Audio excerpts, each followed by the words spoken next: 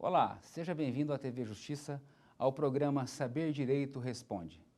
Hoje, nós iremos resumir, mediante perguntas e respostas dos nossos estudantes presentes e dos internautas que nos encaminharam vídeos, os assuntos que nós tratamos aqui durante os nossos 5 encontros. Eu espero que você aproveite cada minuto desse programa, onde nós buscaremos abordar, responder de forma objetiva todos os temas que foram tratados durante o período em que estivemos juntos falando sobre licitações públicas. Para iniciar este programa, eu gostaria de chamar a estudante Ana Paula, estudante de Administração Pública, que vai nos brindar com uma pergunta. Ana Paula, você está com a palavra. Professor, gostaria de saber por que a administração pública deve firmar suas contratações por meio de licitações. Ana Paula, excelente pergunta. Por quê? Porque a observação do dever de licitar decorre da Constituição Federal. Essa observância do princípio do dever constitucional de licitar, preservada no artigo 37, inciso 21 da Constituição Federal, determina que a administração direta ou indireta, ressalvados os casos previstos em lei, e nós tratamos de quais são essas ressalvas, todos os demais contratos, para obra, serviço, fornecimento, alienações, serão realizados mediante processo de licitação pública que assegure igualdade de participação a todos os interessados, que inclua em seus editais cláusulas e condições específicas para o fiel cumprimento do objeto do contrato. Daí decorre a necessidade de a administração realizar licitações para contratação de obras, serviços e compras. Vamos passar agora à pergunta de um internauta que encaminhou um vídeo para a gente. Meu nome é Ziliana Maia de São Simplício dos Santos, sou da Faculdade Maurício Nassau, da Paraíba, Campina Grande. Só estou no 5º período de Direito e queria fazer uma pergunta para o professor. Do que se trata a contratação de remanescentes por meio da dispensa de licitação e quais são os cuidados que a administração deve adotar? Ziliana, excelente pergunta. Por quê? Porque a gente já ouviu falar em situações onde a administração contrata sem licitação. É perfeitamente possível. E nós estamos a reportar um instituto chamado inexigibilidade de licitação ou dispensa de licitação. De acordo com a sua pergunta, a contratação de remanescente de obra, fornecimento e serviço, ela constitui uma prerrogativa da administração para aqueles casos onde anteriormente a administração havia celebrado um contrato, mas que por uma situação externa houve a necessidade da rescisão daquele contrato. Ou seja, houve a contratação inicial, rescisão de contrato, o contratado não concluiu o objeto. Aí a administração tem, com base no artigo 24, a prerrogativa de dispensar a licitação para a contratação desse remanescente. Os cuidados que a administração deve adotar é verificar que o remanescente será contratado ao preço e nas condições que aquele contratado foi inicialmente chamado. Esse é o cuidado que a administração deve adotar. E, além do mais, fiscalizar efetivamente para saber, para identificar se aquele contrato vai ser cumprido fielmente ou se haverá necessidade de outros procedimentos administrativos. Nos prestigia com sua presença o estudante Fernando, do curso de Direito, que também participa encaminhando as perguntas. Fernando, você está com a palavra. Professor, eu gostaria de saber se as entidades de terceiro setor elas estão obrigadas a licitar de acordo com a Lei 8666. Muito interessante sua pergunta, Fernando. As ditas entidades do terceiro setor, entidades privadas sem fins econômicos, sem fins lucrativos, devem ter os seus regulamentos próprios, observados os princípios gerais da Lei 8666, para realizar as suas contratações. Realizar estas contratações observando o princípio da moralidade e, quando ela recebe recurso público, além de observar os princípios da própria Lei 8666, esses regulamentos deverão estar publicados para que todos dele tomem conhecimento em relação aos procedimentos administrativos que aquela entidade vai observar. Eu gostaria agora de passar ao internauta que encaminhou também uma pergunta para nós. Meu nome é Pedro Furbringer e sou aluno do 4º semestre de Direito da Fundação Getúlio Vargas de São Paulo. Professor, tenho uma pergunta. O que são cláusulas exorbitantes em um contrato administrativo? Pedro, pergunta super interessante. Por quê? Porque em um contrato administrativo nós temos algumas características que diferem do contrato de natureza privada. Essa característica que o contrato administrativo possui de deter as cláusulas exorbitantes em favor da administração é nada mais, nada menos do que a tradução da supremacia do interesse público em detrimento do privado.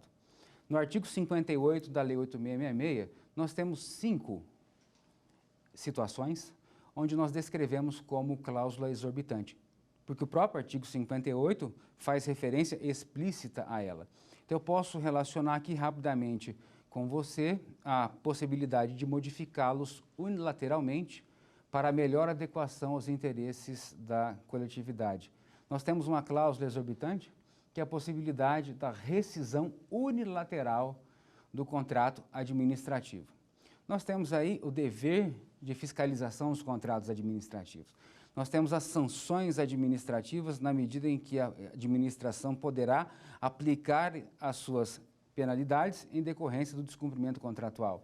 E, por fim, no inciso 5, nós temos aí a possibilidade da administração utilizar os recursos materiais, os recursos humanos para poder apurar responsabilidade em eventual rescisão de contrato e até para manter esses contratos em vigor. Dando continuidade, eu gostaria de passar a palavra para a Ana Paula para que ela faça a sua pergunta. Ana Paula, você está com a palavra. Professor, no Brasil existem 2 leis que regem as licitações e contratos. A Lei 8.666, de 93, e a 10.520, de 2002. Quais as principais diferenças entre elas? Excelente pergunta, Ana Paula. É importante que nós, operadores do direito, principalmente aqueles que estão se relacionando às licitações públicas e que temos como base a Lei 8.666, de 1993, e a 10.520, de 2002, como base de estudo, nós precisamos saber efetivamente a diferença, se existe diferença e quais são essas diferenças entre uma e outra. Em relação à diferença substancial entre a Lei 8.666 de 1993 e a 10.520 de 2002, nós temos aí a questão voltada ao procedimento de julgamento, nós temos a questão voltada ao tempo de disponibilidade do edital na praça em relação às licitações anteriores, nós temos a unificação da fase recursal, no caso do pregão, quer seja na forma presencial ou eletrônica, nós temos a questão da inversão também do procedimento de finalização da licitação. Então, se pudéssemos esmiuçar esses procedimentos, como é que nós trataríamos? Na Lei 8.666, procedimento de julgamento previsto está no artigo 44 e 45. Na Lei 10.520, no artigo 4º. Na Lei 8.666, nós habilitamos ou inabilitamos, abrimos prazo para recurso, abrimos prazo para impugnação de recurso e abrimos proposta comercial ou técnica dos licitantes habilitados. No pregão eletrônico ou presencial, nós publicamos o edital, realizamos a sessão pública, pregoeiro classifica as propostas, passamos para a fase de lances e vamos classificar a proposta mais bem colocada e verificar. A partir dessa classificação, abrimos a habilitação e somente a habilitação desse que está mais bem classificado.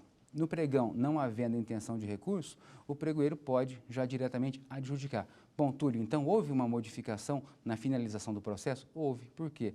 Na concorrência, tomada de preço e no convite, a comissão de licitação encerrava o processo e encaminhava para que a autoridade competente homologasse e adjudicasse o objeto. No pregão, não havendo intenção de recurso, o pregoeiro já está autorizado a realizar a adjudicação. E lembrando que o ato de adjudicar significa dar preferência para alguém que reuniu todas as condições previstas no instrumento convocatório. E com isso a gente tenta estabelecer aí o mínimo de distinção entre uma e outra, ok? Nós iremos para um rápido intervalo, não saia daí, nós já voltamos com mais perguntas e respostas. Obrigado.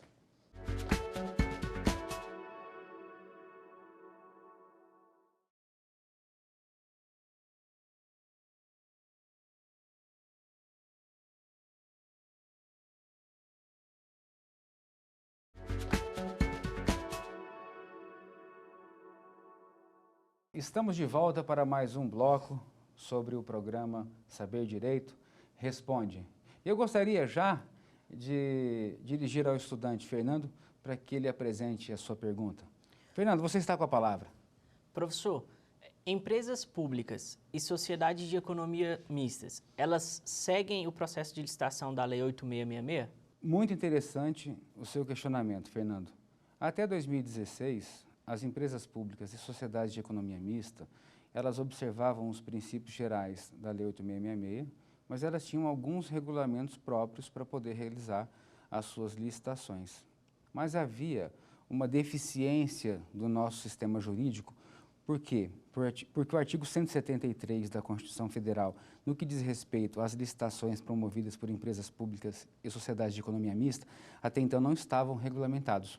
A partir da edição da Lei 13.303 de 2016, essas entidades da administração indireta passaram a observar em totum a Lei 13.303 de 2016. Eu chamo a atenção para um artigo bem interessante, que é o artigo 40 da Lei 13.303 de 2016, que retrata a necessidade da adaptação dos seus regulamentos à nova realidade jurídica. Muito interessante, que aí, a partir desse momento, esgota-se a discussão se utilizaria ou não a Lei 8666. A partir de agora, não se utiliza mais a Lei 8666. E a partir de agora, digo 2016 em diante, né? A partir da vigência da 13.303.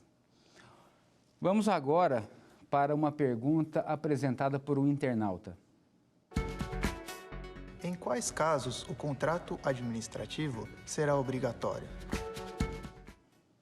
Pedro, feliz coincidência, nós havíamos até inclusive mencionado alguma coisa nesse sentido, mas para a Lei 8666, o contrato administrativo ele é obrigatório em decorrência da concorrência, da tomada de preço, da dispensa e da inexigibilidade, cujos valores estejam compreendidos entre essas duas. Nos demais casos, ele será facultada a sua celebração, tá? Ele pode ser substituído por instrumentos hábeis, tais como carta-contrato, nota de empenho, ordem de execução ou ordem de fornecimento de serviço.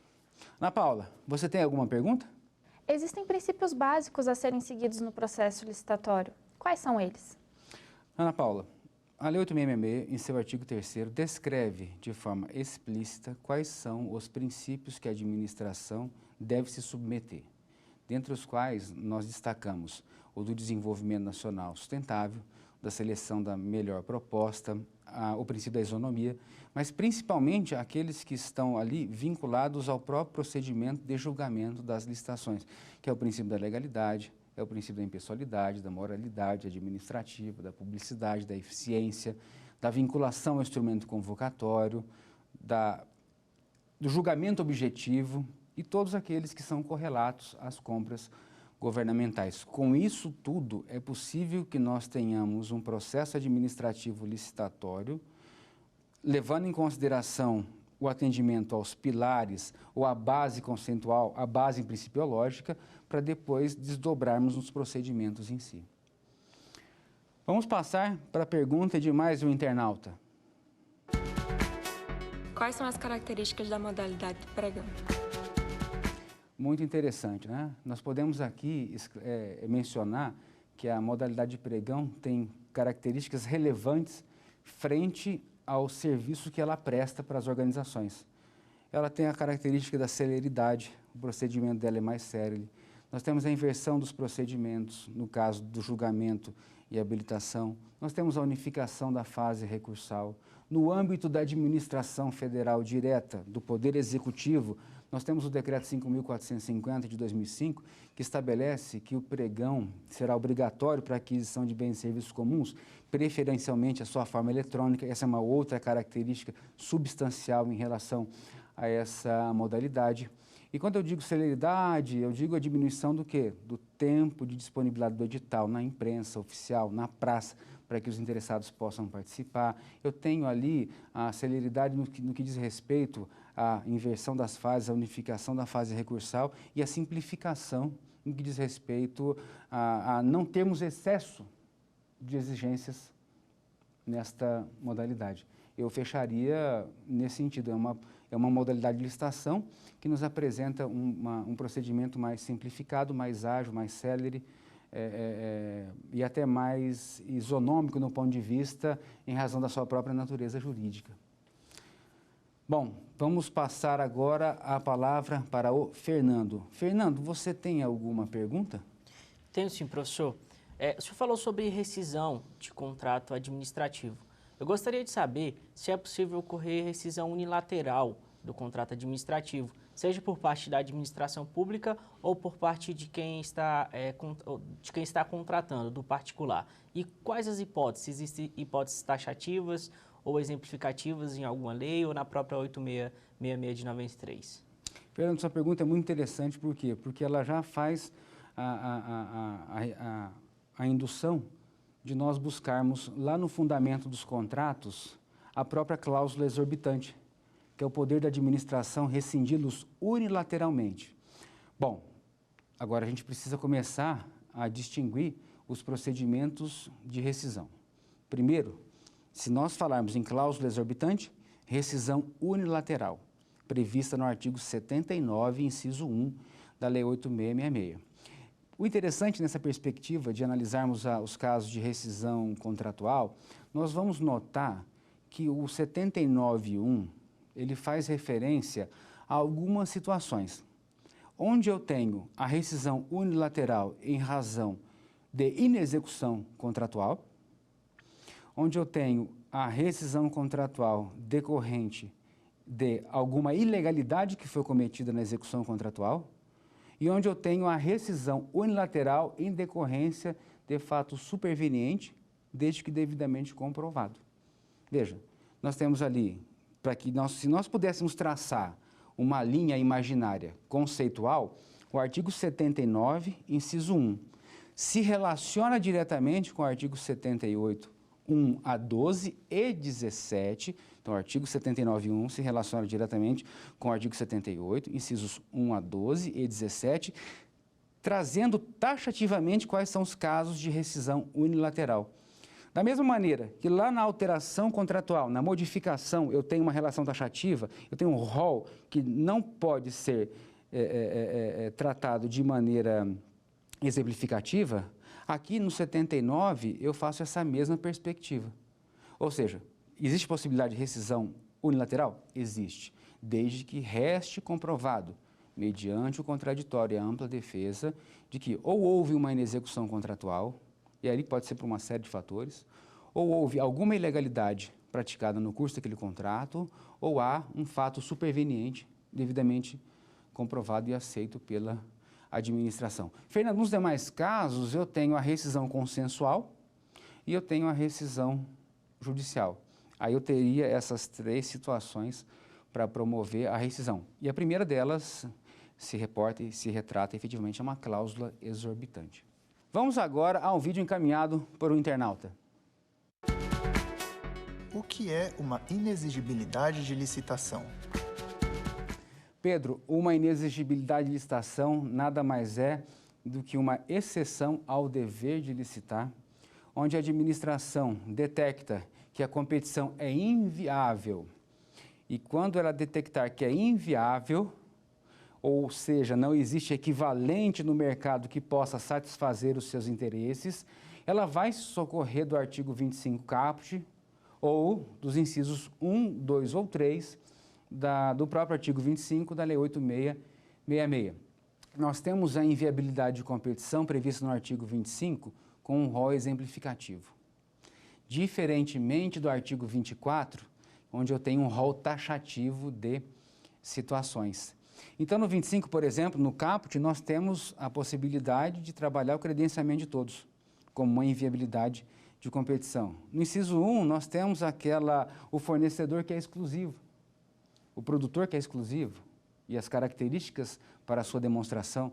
No inciso 2, nós temos a contratação de serviço técnico profissional especializado com a empresa ou profissional que estejam se relacionando intimamente ao artigo 13 da Lei 8666, onde nós estamos reportando a contratação de serviço técnico profissional especializado. E no 25.3, nós temos a contratação de profissional ou de qualquer profissional do setor artístico, diretamente ou por seu empresário. Então, Pedro, a inexigibilidade de licitação nada mais é do que demonstrar que não existe equivalente no mercado, é inviável comparar um e outro, e aí sim contratar aquele que é o mais ideal para atender os objetivos da organização. Ok? Vamos passar agora para Ana Paula. Ana Paula, você tem uma pergunta? Pois não. Uma licitação ela é feita por etapas que seguem uma ordem cronológica e devem sempre ser respeitadas. Qual é essa ordem? Interessante sua pergunta, tá? Porque a licitação é um procedimento administrativo formal e, como tal, deve observar o passo a passo. Nós nunca podemos queimar uma etapa ou partir para a etapa subsequente sem concluir a etapa anterior. Em concorrência, tomada de preços de convite, a etapa da licitação, contando a fase interna à fase externa, ela se subdivide nos seguintes atos. Na fase interna, elaboração do projeto básico, levando em consideração as disposições contidas no artigo 6º da Lei 8666. Na fase interna, elaboração da minuta de edital, nos termos do artigo 40 da Lei 8666. A análise prévia desse edital pelo órgão consultivo, para dar atenção ao parágrafo único do artigo 38. Depois de publicado o edital, divulga-se o edital na imprensa oficial de acordo com a modalidade. Concorrência, então nós vamos divulgar no Diário Oficial da União, em se tratando de órgãos e entidades que se relacionam com a União, ou que estão na União, ou que é a União que promove essas licitações. E aí observados os prazos, que esse edital vai ficar na praça, né? Concorrência, técnica e preço, 45 dias. Concorrência do menor preço, 30 dias. Tomada de preço, técnica e preço, 30 dias. Tomada de preço, menor preço, 15 dias. E assim sucessivamente. Agora, a etapa de julgamento, após ele dito esse prazo, que o edital fica disponível na praça, a comissão de licitação recebe os invólucros contendo os documentos de habilitação e as propostas comerciais na concorrência do tipo menor preço. Se fosse uma concorrência do tipo técnica e preço, ela receberia os invólucros contendo a habilitação, proposta técnica e a proposta comercial. E como é que se desenvolve esse procedimento? Comissão de licitação abre envelope de habilitação. Habilita ou inabilita? Se todos estiverem presentes, todos tomam conhecimento do resultado, a administração, inclusive pode até perguntar se eles abrem mão de recorrer naquela fase do processo administrativo. Mas se tiver um ausente, a administração é obrigada a divulgar na imprensa oficial, no Diário Oficial da União. Aguarda-se o prazo de 5 dias úteis para os eventuais recursos. Após esse prazo de 5 dias úteis, aqueles que apresentaram recursos, a própria comissão tem que intimar os outros para que possam apresentar a impugnação a esses recursos administrativos. Ao final, abre-se a proposta comercial apenas tão somente dos licitantes habilitados. E esse procedimento é realizado também para a fase de proposta comercial. Ao final, a comissão de licitação vai elaborar um termo circunstanciado, relatando o melhor classificado e o último classificado e passar para a autoridade competente a homologar e adjudicar a licitação nesses termos. Na modalidade de pregão, nós temos um procedimento um pouco diferente. Tá? Esse procedimento relaciona-se a quê? A necessidade da fase interna, elaboração do termo de referência, elaboração da minuta do edital, de acordo com o artigo 4º da Lei 10.520 de 2002, minuta de edital aprovada por órgão consultivo, até para que possamos observar o parágrafo único do artigo 38, divulgação do edital de acordo com o valor estimado da contratação, conforme previsto no artigo 17 do Decreto 5.450, sessão pública do pregão, lances, licitante mais bem classificado, abre-se a habilitação, tem intenção de recurso, não tem intenção de recurso, o pregoeiro já pode adjudicar o objeto e encaminhar a autoridade competente para os procedimentos. E assim nós encerramos mais um programa Saber Direito Responde. Obrigado a todos vocês pela participação, obrigado a você, telespectador, a você, internauta, que nos acompanhou até aqui, obrigado a toda a equipe técnica que nos agraciou aqui com um serviço profissional, obrigado, diretor, obrigado a todos os profissionais da TV Justiça e os meus sinceros agradecimentos pelo excelente trabalho que a TV Justiça vem desenvolvendo. Muito obrigado e até a próxima.